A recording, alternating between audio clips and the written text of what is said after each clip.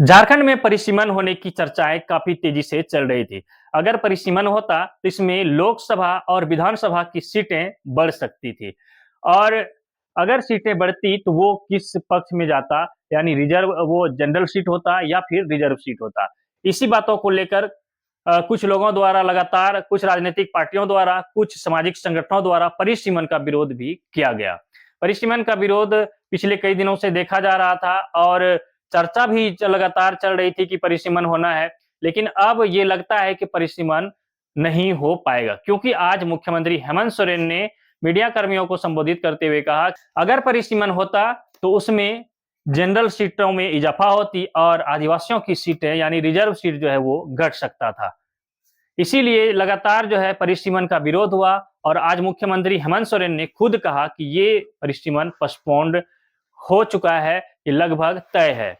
इसलिए जो है परिसीमन अब नहीं होगा। अगर परिसीमन होता तो इसमें आदिवासियों की यानी रिजर्व सीट वालों को जो है नुकसान झेलना पड़ सकता था। तो हम सुनवाते हैं कि मुख्यमंत्री हेमंत सोरेन ने आज मीडिया कर्मियों को संबोधित करते हुए परिसीमन के बारे में क्या कुछ कहा है। देखिए, आपको पता ही है, पहले भी ये प्रयास हुआ था और राज्य में सीटों की जो यहाँ के आदिवासी सीटें हैं उसको घटाने का, रिजर्व सीटें हैं वो घट रही थी, इसको लेकर काफ़ी हंगामा भी हुआ और ये पोस्टपोन भी हो गया। क्यों घटनी चाहिए?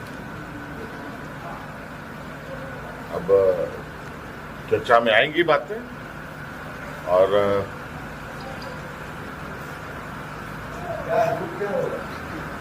चर्चा में क्या आएगा उसके बाद विस्तृत से आप लोगों को अवगत करेंगे। आपने सुना कि मुख्यमंत्री हेमंत सोरेन ने कहा कि परिसीमन अगर होता तो उसमें आदिवासियों की सीटें घट सकती थी, इसलिए अब ये पोस्टपोन्ड हो चुका है क्योंकि इसे लेकर काफी हंगामा भी हुआ है। जैसा कि हमने पहले भी बताया कि लगातार जो है इस परिसीमन का विरोध भी हुआ है, सामाजिक संगठन हो या फिर राजनीतिक पार्टी हो, कई ऐसे पार्टी है, कई ऐसे सामाजिक संगठन है जिनके द्वारा लगातार विरोध किया गया कि परिसीमन नहीं होना चाहिए और अगर ये परिसीमन हो जाता तो इसमें किसी नुकसान होता। खैर देखने वाली बात है कि अब परिसीमन होता है या नहीं।